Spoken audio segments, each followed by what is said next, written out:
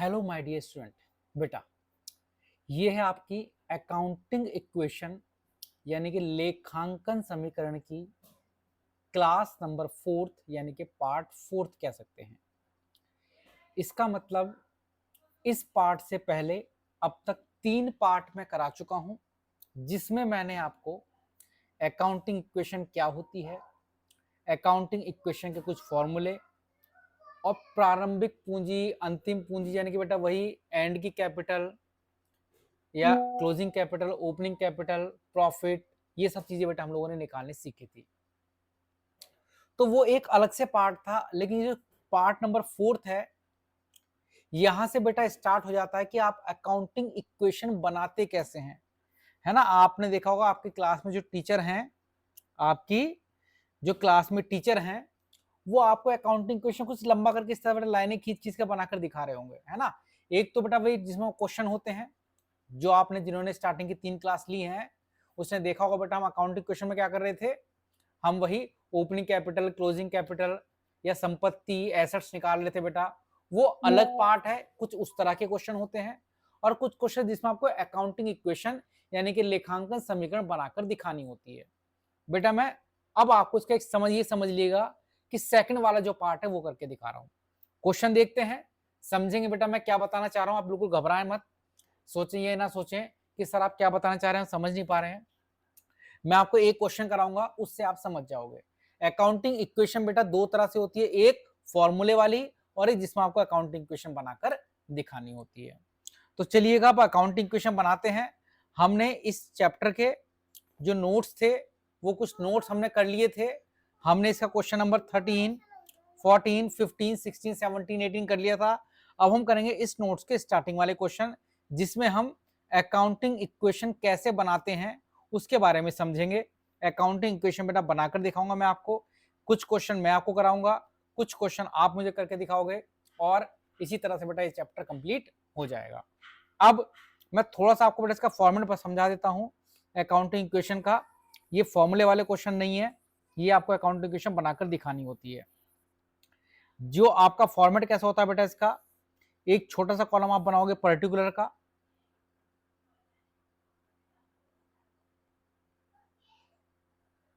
हिंदी में क्या लिखते हैं बेटा हम इसे, हिंदी में पर्टिकुलर को बेटा क्या लिखा जाता है, बताओ भाई, विवरण। उसके बाद ऊपर आप एक साइड लिख दोगे एसेट्स, आगे लिख दोगे लायबिलिटी प्लस कैपिटल। एसेट्स के नीचे मतलब हिंदी में बेटा फिर से वही देखो, मैं हिंदी इंग्लिश दोनों में बताकर चलता हूं, लेकिन कुछ चीजें इंग्लिश में ही ज्यादा बेटर लगती है, मैंने इंग्लिश में लिखा है। आप चाहो तो इसे हिंदी में भी लिख सकते हो, आप चाहो तो इसे हिंदी में भी लिख सकते हो। संपत्ति बराबर दायित्व प्लस पूंजी, संपत्ति बराबर दायित्व प्लस पूंजी। अब आपको करना क्या है बेटा, कुछ संपत्ति के नाम नीचे लिख देने हैं, जैसे कि कैश, स्टॉक, डेटर, और लायबिलिटी में क्रेडिटर, कैपिटल में कैपिटल। ये फॉर्मेट है बेटा किस चीज का, अकाउंटिंग इक्वेशन का। अकाउंटिंग इक्वेशन का कैसे अकाउंटिंग इक्वेशन बनाते बेटा वो मैं आपको बनाकर सिखा रहा हूं। हिंदी वाले बच्चे ये ना सोचे कि सर हम कैश को क्या लिखेंगे, बेटा आप कैश को नगद लिखोगे, स्टॉक को आप स्टॉक लिख सकते हो, डेटर को क्या लिखते हैं बेटा हम लोग, देनदार, क्रेडिटर को हम क्या लिखते हैं बेटा, लेनदार। तो देनदार, लेनदार और पूंजी, बिल्कुल सिंपल सा फॉर्मेट वही है। वैसे तो मेरे हिसाब से बेटा ये कुछ दो चार शब्द तो बेटा आपको हिंदी वालों को भी इंग्लिश में आने चाहिए बेटा, मेरा ये मानना है। बाकी जैसा आपके स्कूल के टीचर कराते हैं बिल्कुल हिंदी कराते हैं प्योर, तो आप हिंदी में कर सकते हो बेटा, कोई इसमें दिक्कत वाली बात नहीं है। अब अकाउंटिंग क्वेश्चन करेंगे क्या बेटा, हम एक एक क्वेश्चन को पढ़ेंगे लाइन को और उस लाइन के अकॉर्डिंग क्वेश्चन को करना स्टार्ट करेंगे। ये फॉर्मेट बेटा, पहले पर्टिकुलर एसेट्स बराबर लायबिलिटी प्लस कैपिटल लिखोगे और एसेट्स में दो तीन ये नाम लिख दोगे बेटा, तीन कंपल्सरी नाम है, बाकी क्वेश्चन के अकॉर्डिंग लिखना पड़ता है। कैश, स्टॉक, डेटर तो लिखने हैं, बाकी जरूरत पड़ेगी तो वो आके नाम भी इसके अंदर लिखने पड़ सकते हैं। आगे क्रेडिटर और उसके बाद बेटा क्या, कैपिटल। अब प्रश्न पढ़ते हैं बेटा, जैसे प्रश्न की पहली लाइन दे रखी है, नगद लगाकर व्यवसाय प्रारंभ किया 20,000 रुपए, नगद लगाकर व्यवसाय प्रारंभ किया बेटा कितने से, 20,000 रुपए से। तो जब हम व्यवसाय को प्रारंभ करेंगे, ये जो लाइन है हिंदी वाले हिंदी में और इंग्लिश वाले इंग्लिश में लिख देंगे बेटा। अगर इंग्लिश में मुझे लिखना तो मैं क्या लिखता, बिजनेस स्टार्टेड विद कैश, और हिंदी में मैं क्या लिखूंगा, कैश लगाकर व्यवसाय प्रारंभ किया। एक लाइन लिख देनी बेटा आपको। ये लाइन का बहुत महत्व नहीं है, महत्व वो जो आपको काम करना है। आपने 20,000 रुपए से व्यवसाय प्रारंभ किया, करना क्या है, जब बेटा मैं 20,000 रुपए लगाकर व्यवसाय को प्रारंभ करूंगा तो याद रखना 20,000 रुपए मैं लिखूंगा कैश में। जब व्यवसाय प्रारंभ किया तो हमारी कंपनी में 20,000 रुपए का क्या आया होगा बेटा, कैश। और जिस पैसे से व्यवसाय प्रारंभ करते हैं उसी को हम कैपिटल भी बोलते हैं, तो उसी पैसे को बेटा मैं कैपिटल के नीचे भी लिखूंगा 20,000 रुपए। तो जब भी व्यवसाय प्रारंभ करेंगे, जितने पैसे से व्यवसाय प्रारंभ करेंगे उतना पैसा कैश के नीचे और उतना ही पैसा बेटा कैपिटल के नीचे लिखना होगा एक साथ। व्यवसाय प्रारंभ किया, कैश भी आया और कैपिटल भी आई, कैश भी आया और कैपिटल भी आई है बेटा। दूसरी लाइन पढ़ते हैं, क्या दे रखी है, नगद माल खरीदा, 5,000 रुपए का नगद माल खरीदा। हमने क्या किया बेटा, 5,000 रुपए का नगद माल खरीदा है। अब समझना बेटा इसका अकाउंटिंग इक्वेशन पर क्या इंपैक्ट, क्या प्रभाव पड़ेगा। जब मैं 5,000 रुपए का नगद माल खरीदूंगा तो खुद सोचो बेटा, मैंने माल खरीदा है तो क्या हुआ होगा, जैसे ही आपने नगद माल खरीदा होगा आपका 5,000 रुपए का कैश क्या हो गया होगा, कम, और 5,000 रुपए का आपके पास क्या आ गया होगा बेटा, स्टॉक। हुआ होगा नहीं हुआ होगा, सोचो जब आप माल खरीदते हो तो स्टॉक आता है, कैश कम होता है, तो कैश के नीचे आप लिखोगे -5,000 और स्टॉक के नीचे लिखोगे +5,000। जैसे ही आपने माल खरीदा स्टॉक आया, कैश घटा, तो कैश के नीचे -5,000 और स्टॉक के नीचे प्लस के 5,000। जैसे ही ये दो काम हो जाएं, स्टार्टिंग की दो लाइन हो जाएं, आप एक लाइन खींच दोगे इस तरह से शुरू से लेकर एंड तक। अब आप बताओगे, इसे लिखोगे न्यू इक्वेशन, नई समीकरण। क्या लिखेंगे बेटा हम इसे, नई समीकरण। अब आप बताओगे हमारे पास क्या क्या चीजें हैं। हमारे पास 20 का कैश था, 5 का हमने माल खरीद दिया, कैश कितने का बचा, 15,000 रुपए का। आप बताओगे स्टॉक कितने का है हमारे पास, स्टॉक भी हमारे पास है भैया कितने का, 15,000 रुपए का। हाँ बताओगे डेटर कितने के हमारे पास, कहोगे सर 0 के। हर एक चीज के बारे में बताना होता है बेटा इस नई समीकरण में। आप बताओगे क्रेडिटर कितने के, सर जी 0 के। कैपिटल हम पर कितने की भैया, 20,000 रुपए की। अच्छा एक गलती हो गई, मैंने स्टॉक को 15 लिख दिया, सॉरी बेटा। स्टॉक कितने का भाई हमारे पास, 5,000 रुपए का। इतनी बात दिक्कत है किसी को, जैसे ही शुरू की दो लाइन करो तो एक लाइन खींचने के बाद आप क्या लिखोगे, न्यू इक्वेशन। रिपीट, शुरू की दो क्वेश्चन की दो लाइनें कर दो, एक तो हमेशा व्यवसाय प्रारंभ वाली होती है और दूसरा जो भी कुछ दे रखा है, नगद माल खरीदा वो यहां लिख दोगे, नगद माल खरीदा, और उसके बाद न्यू इक्वेशन। जब नया इक्वेशन लिखोगे तो सारी चीजों के बारे में बताना होगा, कौन सी चीज हमारे पास कितने कितने की है। तो मेरे पास ये लाइन नंबर 1 हो गई, व्यवसाय प्रारंभ किया। लाइन नंबर 2, नगद माल खरीदा। लाइन नंबर 3 क्वेश्चन में देखते हैं क्या दे रखा है, उधार माल खरीदा 4,000 रुपए का। अभी नगद था, इस लाइन में दे रखा 4,000 का उधार माल खरीदा। जब उधार माल खरीदेंगे तो सोचो बेटा क्या होगा, जब नगद में माल खरीदा था तो कैश चला गया था, स्टॉक आ गया था। जब उधार में खरीदोगे तो क्या होगा, स्टॉक तो आएगा कि नहीं आएगा, चाहे नगद खरीद लो चाहे उधार खरीद लो, स्टॉक तो आएगा आएगा। 4,000 का खरीदा बेटा, सॉरी, चाहे नगद खरीदो चाहे उधार खरीदो, 4,000 का स्टॉक आया। अगर नगद खरीदा होता तो 4,000 का कैश में नीचे लिखता माइनस कैश, पर मैंने उधार खरीदा है और उधार को हम बोलते हैं बेटा क्रेडिटर, लेनदार। तो जब उधार में खरीदोगे तो जानते हो बेटा क्या करेंगे, हम कहेंगे भैया 4,000 रुपए का स्टॉक आया, लेकिन 4,000 के हम पर लायबिलिटी दायित्व भी आ गए, 4,000 का हम पर उधार भी चढ़ गया। तो 4,000 स्टॉक में जोड़ने होते हैं और 4,000 क्रेडिटर यानी कि लेनदार में लिखने होते हैं। क्यों, क्योंकि हमने उधार में खरीदा है। अगर नगद में खरीदते तो क्या होता, स्टॉक आता, कैश कम हो जाता। उधार में खरीदेंगे तो क्या होगा, स्टॉक अब भी आएगा लेकिन कैश कम नहीं होगा, हम पर उधार बढ़ जाएगा बेटा, क्रेडिटर बढ़ जाएंगे।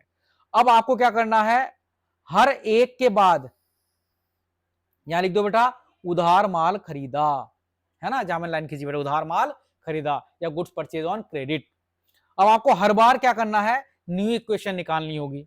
हर बार हमें क्या निकालनी होगी बेटा, यहां पर न्यू इक्वेशन। हिंदी में क्या लिखेंगे, नई समीकरण। अब देखते हैं हम पर क्या क्या चीजें हैं। कैश 15,000 का था, उसमें ना घटा ना बढ़ा, उतना ही है। स्टॉक 5 का पहले से था, 4 का और खरीदा, 9,000 रुपए हो गया। डेटर उतने ही है, क्रेडिटर 4,000 रुपए के हो गए, और कैपिटल हम पर 20,000 रुपए की है। आप कभी भी चेक कर सकते हो, बराबर के इधर भी 24,000 रुपए हैं, बराबर के इधर भी 24,000 रुपए हैं। अब देखते हैं क्वेश्चन की लाइन नंबर 4 क्या कहती है। लाइन नंबर 4 कहती है नगद माल विक्रय किया, नगद में माल बेचा 6,000 रुपए का, जिसकी लागत थी 4,000। हमने नगद में माल बेच दिया, 6 में बेचा, था कितने का, 4 का। अब चीजों को ध्यान से समझना, हमने 6 में बेचा है, जबकि वो था कितने का बेटा, 4,000 रुपए का।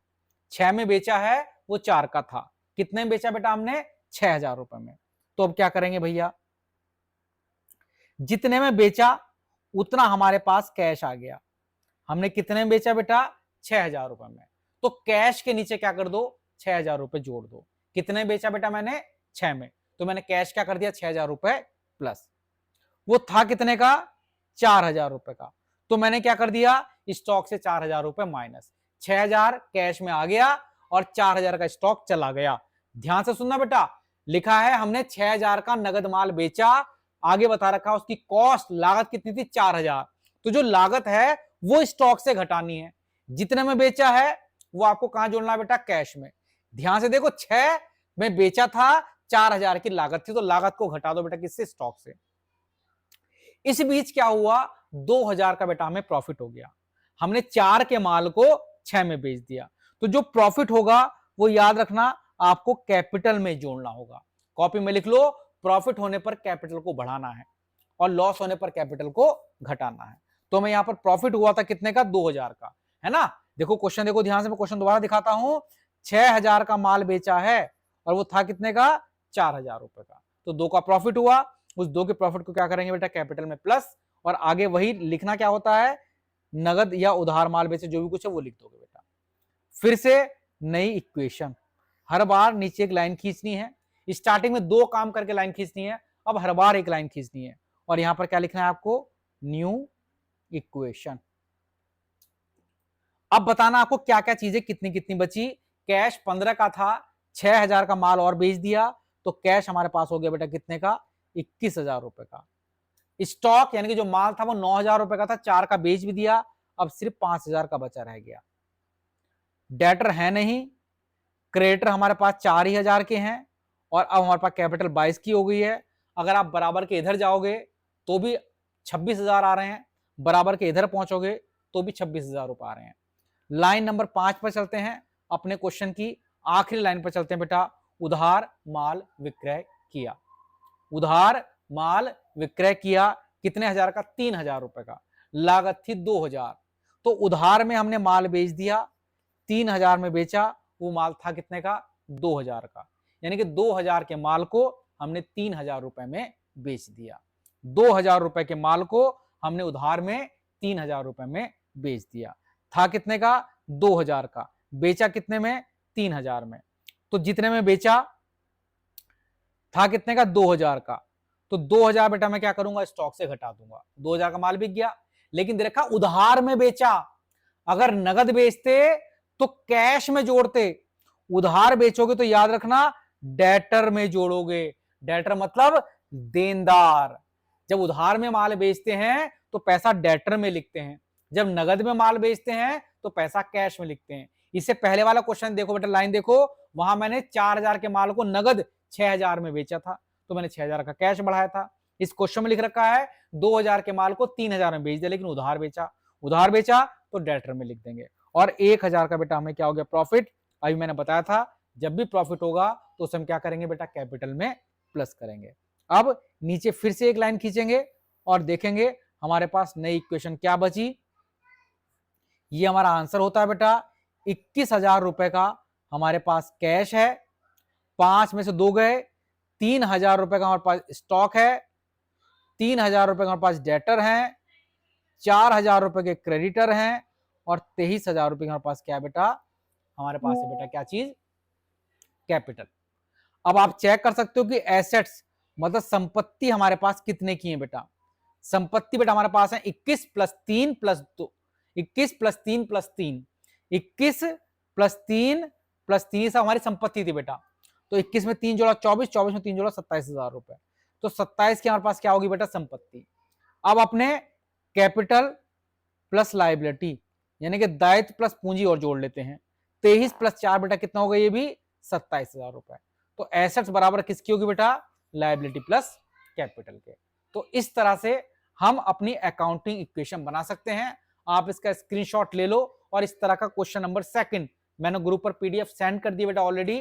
आप इसका क्वेश्चन नंबर सेकंड करो और मेरे पास अभी भेजो, मेरे व्हाट्सएप पर भेजो उसका आंसर किसका, इस क्वेश्चन का जो सेकंड वाला पार्ट है वो आप खुद करके दिखाओगे। फर्स्ट मैंने किया है, सेकंड आप करोगे बेटा, बिल्कुल सेम है, सिर्फ नंबर बदले बेटा। और देखते हैं कितने बच्चों का आंसर आ जाएगा प्रश्न नंबर सेकंड का। चलिएगा इस क्लास को यही खत्म करते हैं। कल हम लेंगे इसकी और एक नेक्स्ट पार्ट नंबर 4, जिसमें हम इसके बेटा थोड़े से आगे वाले क्वेश्चन और करेंगे। तब तक जय हिंद, जय भारत।